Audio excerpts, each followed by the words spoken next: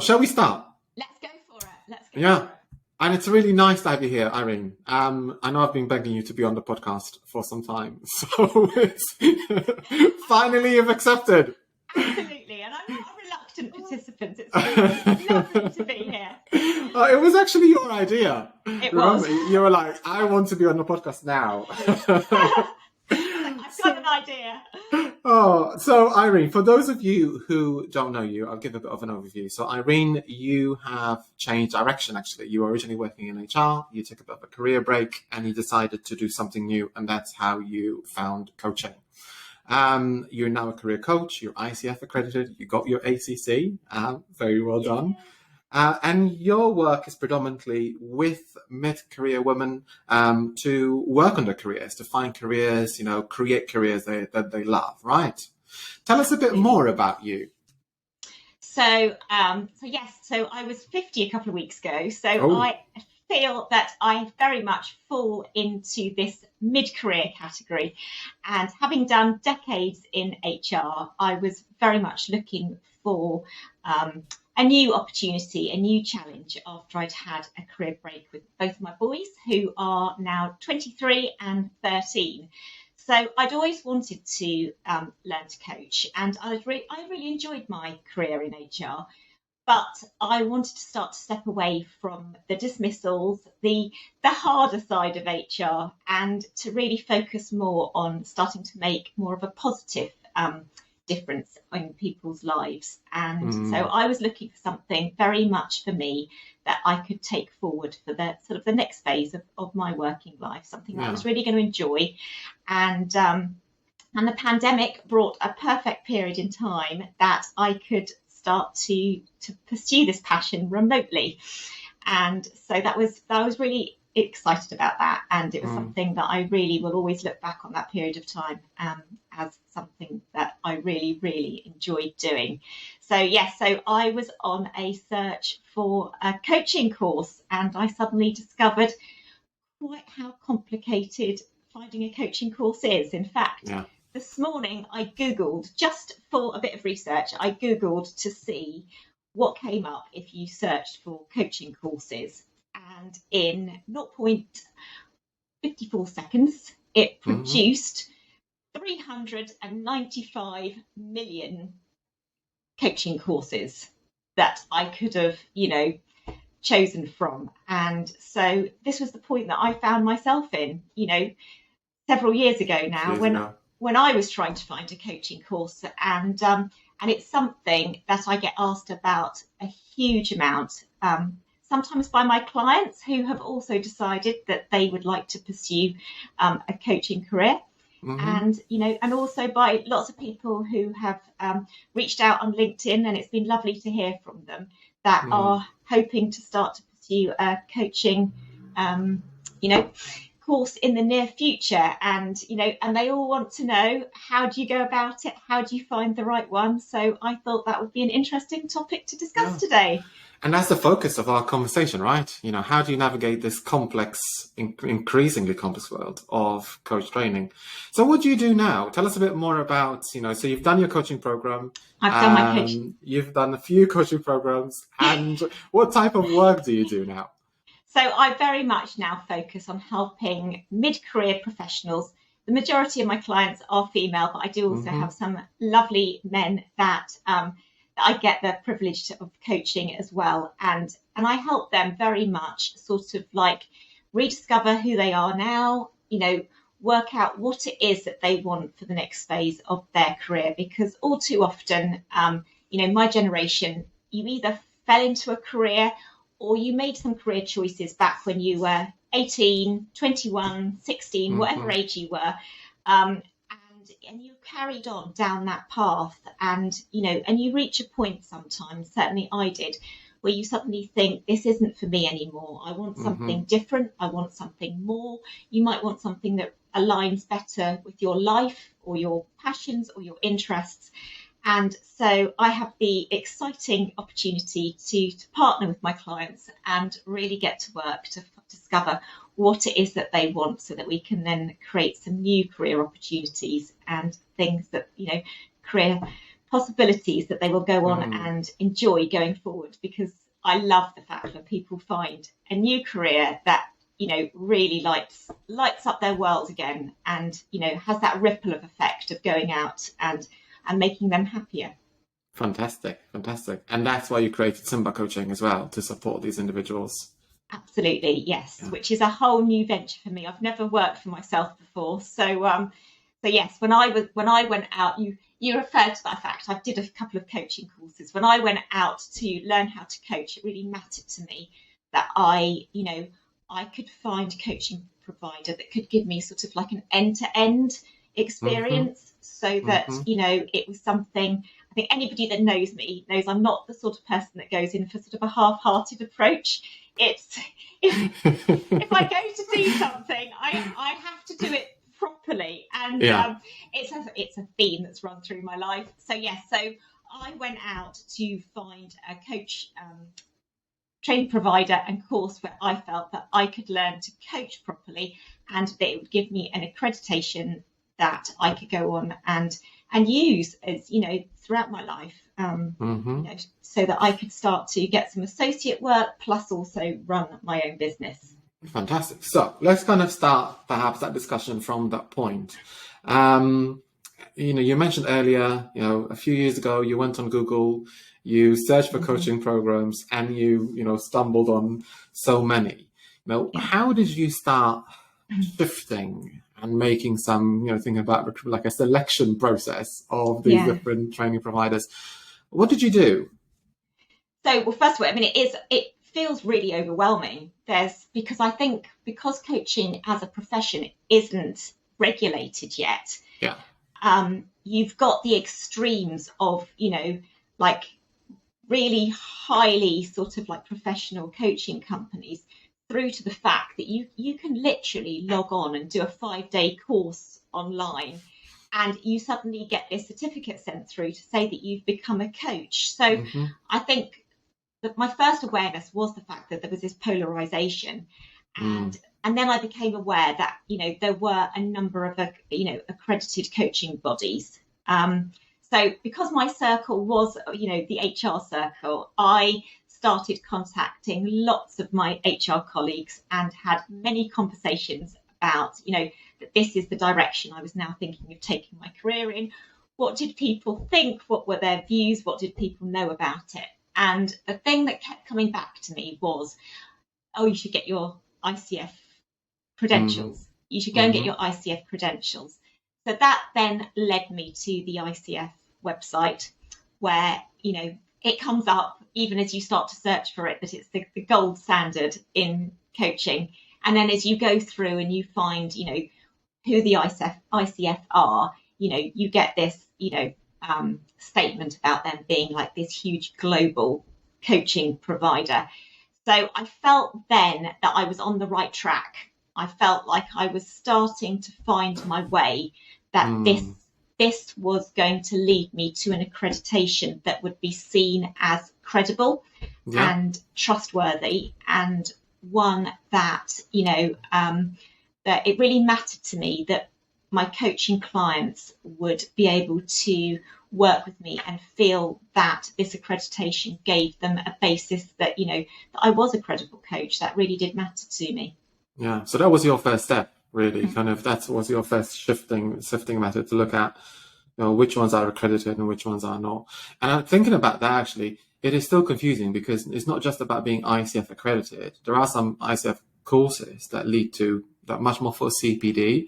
It's actually finding ICF courses that are accredited that lead to the credential, to the ACC, to the PCC and the MCC, for example. Absolutely. And that was probably, I didn't discover that till a bit further down the line, when I was trying to sort of to work out then, you know, that there were multiple routes, that there were multiple qualifications. And at this point, I think it can really easily start to feel too much. I think this, I feel with people, is that sometimes people get to this point and then it's almost like, okay, let's just abandon the mission. Let's just give up, because this is all feeling far too much and far too complicated. And that's when I started to look a bit more at, I'm sure other people must do this, I can't be the only person, that when you're starting to look for that new career, when you start to get that interest, I was starting to get to know who different career coaches were, sort of like, online. And, there's me stalking various websites and things like that, thinking, oh Doing my your goodness. homework. Yeah, doing my homework, thinking, oh my goodness, how could I ever become somebody like that? Or how could I ever achieve that? Oh my goodness, they're absolutely amazing. And so I started to then look to see how they were qualifying, what they were doing, how they were studying, that type of thing, to give me more and more information about it. And then I think for me, it became important to think, right, okay, I'm all in now. I've decided I want to become an ICF, accredited coach that go towards, working towards my credentials. Mm-hmm. But now it's important for me to find the right training provider for me. And that was one of the best pieces of advice that I was given, that you're like, I'm of the Woolworths generation, where you used to be presented with that pick and mix. Yeah. And there's so much choice. And so it's starting to work out what's the right selection for you. Yeah. And that's, I feel, when things get a bit confusing, right? Because you can very quickly go, I want to pursue the ICF qualification, I want to do an ILM. But then you stumble onto that block. I remember when I did my own certifications, when I looked into all of these different providers and I looked at the content, it was all kind of similar, but also slightly different in a way. And then what happened? So you got to the stage where you were like, okay, I need to find the right provider for me. Like, what was your reason? What kind of things did you do? So I think this, even as you say that, I can feel my stomach clenching, because I can so clearly remember thinking, okay, now I know what I want. And, mm-hmm. And you start to sort of like realize that this is an investment. We're not talking about spending £100. You're talking about investing, a significant amount of money in yourself if you now want to go down this path. So I think for me, that then increased the sort of the seriousness of it, I've got to get this right. I've got to make sure that, I can't keep doing multiple, courses of this level. I need to make sure I get the one that's right for me. So I think the next thing I then really drilled down to was thinking, okay, what is it then that really, really matters to me? And I think what mattered to me was, well, obviously it was during the pandemic, so I needed to know I could access remotely, which, back at that point in time was a new thing. Nowadays, it's what everybody wants. But at that point in time, it was really important I could access remotely. And then I wanted to think about how I like to learn. And I like to do some doing. I didn't want to just sit and read about it or be lectured about it. I wanted to make sure that I was going to get a chance to practice some coaching, to actually do some coaching and get some feedback on that coaching, so that I could learn along the way. Yeah. So I remember that being really important. I wanted to know if I was going to get some clients to practice on, because I sit on the more introvert end of the spectrum. So, actually taking those first steps out into the big wide world and saying to somebody, can I practice coaching on you? That's sat in the, I'm not even going to say slightly terrifying, that's sat in the really, really terrifying category at that point in time. So, so I was looking to see what support there would be on that side of things, in terms of, those first few steps as you sort of start to make that journey on your coach training. I really felt passionately that I did not want to go somewhere that I was going to get taught one coaching model. I didn't. I wanted a broader experience. I didn't want to just go and learn one coaching model and be expected to then deliver that as a lifetime, to every client that I met. So that was where I got to on my first search. So what we're saying here is that it is important to know what you want from your coaching program. And that can help. That could be like your selection criteria when you're looking at all of these different training providers. Do they offer an online version of the program? Do they provide with mentoring? Do I get to practice? All of these things. Were there any other criteria that you were thinking about? So I think for me, I think by this point in time, I'd got enough information together that I really wanted sort of like an end-to-end process, because my goal was to get my credential. I really wanted to get my credential. So I think for me, it then also became important to me is to think, how else am I going to learn? What other support will be in place? Am I going to get some mentoring? Is there going to be a variety of coaches that I can learn from? Because when I first started out, I had an inkling that career coaching, might be an area I'd be interested in, but I didn't want to just train in that area. I wanted to get experience, the fact that, that I could, as you say, you can coach anyone to start off with. But I wanted to make sure that, that I got a really sort of broad experience, but also that there was depth to it as well, so that, I didn't have to make that decision really up front, because I think the first coach training provider I started to look into was purely career coaching, and that's when I thought, no, that's too specific to start off with. I need some more breadth. A broader perspective, isn't it? In there. And actually, something that came to mind as you were talking about this is the fact that the content can be very different between each provider. So, for example, our program focuses on those psychological approaches to supporting people, in a coaching context. But you can have programs that are more clearly focused, like I said, on career coaching or executive coaching, or a particular style of working with clients, like a cognitive behavioral approach to coaching or whatever it is, and you can just qualify it in that. So it is, and the assessment process also is a bit more flexible, because we're assessing behaviors. It's not like when you go to school and you've got a curriculum and a syllabus and you get taught all this stuff and you have to then show knowledge against this. But it's actually things around, well, how are you showing up with your client? What behaviors are you showing? So it doesn't matter if you've been taught model X or model Y. Ultimately, what is important to develop are your coaching behaviors, and choosing a course that lends itself to the behaviors that you see are important in coaching is also key. I think sometimes people look at the content in a lot of detail, not necessarily around, well, who is it that I am as a coach, and what can I develop in me, that reflective process.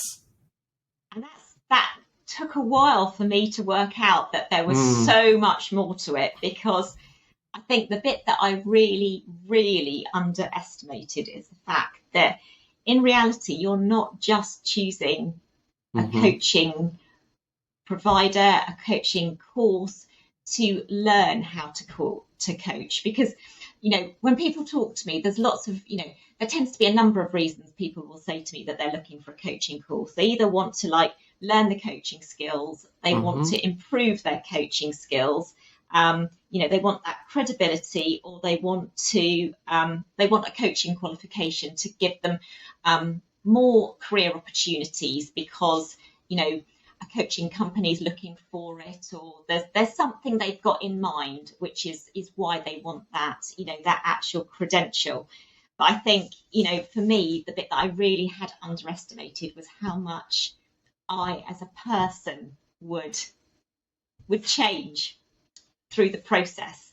And I think when I talk to people about what course to choose, for me, one of the reasons it's so important to take some time to get it right and to think who it is, because this is quite a transformational journey that you go on. And I know that sounds, that can sound a bit crass and a bit naff, and nobody could have explained this to me beforehand. But you yourself do go on quite a process through this. And and my whole coaching cohort, and you yourself, Joseph, you will have seen, I was really nervous when I started. I had come from quite a long career break with my boys. I mean, even trying to learn Zoom, and goodness knows what at that point in time felt like a challenge. And so I think, it really mattered to me that the coach training provider that I chose to work with was somewhere that would see me as Irene, I wasn't just another delegate coming through their process. I was Irene, and it was Irene that didn't have a huge amount of confidence at that point in time, and also Irene who had been an HR manager who, all respect to all HR professionals, but we are really good at telling people what to do. We are an expert at giving advice. I had spent decades at being the knowledgeable one who shared her HR expertise with whichever organisation, I was lucky enough to work in. And suddenly I had to not give advice. Suddenly I was learning a completely new skill that was hard. It was hard, but hard and challenging in a really good way. So I think for me, it was, really important to be in a safe and protected space where you could make those mistakes, where you got that mentoring, where you could learn and go on this journey from, oh my goodness, my first recording, I probably just told